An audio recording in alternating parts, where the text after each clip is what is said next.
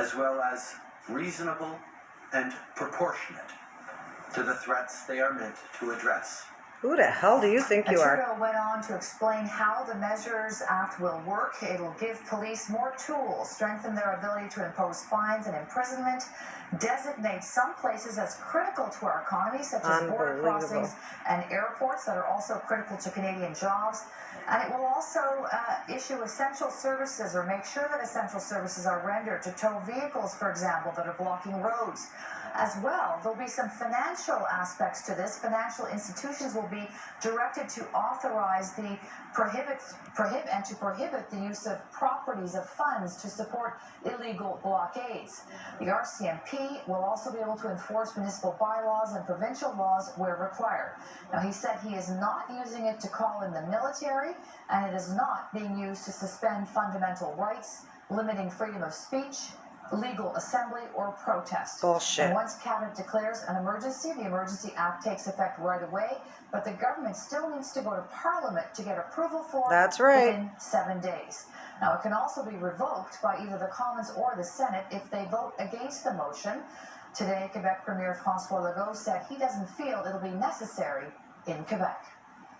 I was very clear with the Prime Minister that the Federal Emergency Act must not apply in Quebec. I think we don't need it. So far, we were able with the Sûreté du Québec to keep control, and I think that at this moment, it would not help the social climate. There's a lot of pressure right now, and I think we have to be careful. Part of the population won't that we move forward. So I think we have to be very careful, and I don't think we need it in Quebec. That's right.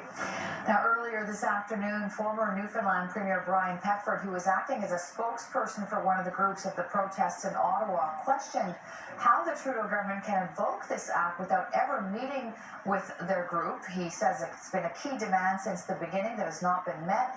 And he said, well, they're conscious of the fact that citizens in Ottawa have rights, they have rights too, and that the Charter of Rights and Freedom, which he helped Trudeau's father to craft, is enshrined in the Constitution he also helped to create.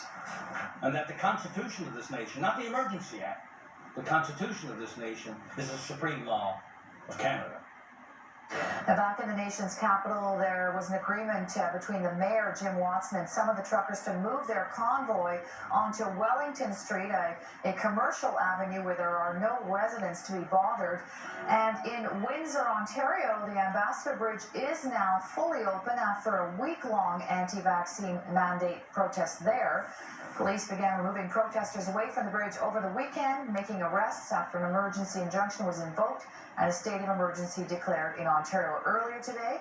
The leader of the NDP, Jagmeet Singh, said his party will vote for the Emergencies Act, but the crisis, he says, is proof of the lack of leadership by the Liberal government and failings to resolve this problem earlier. Maya.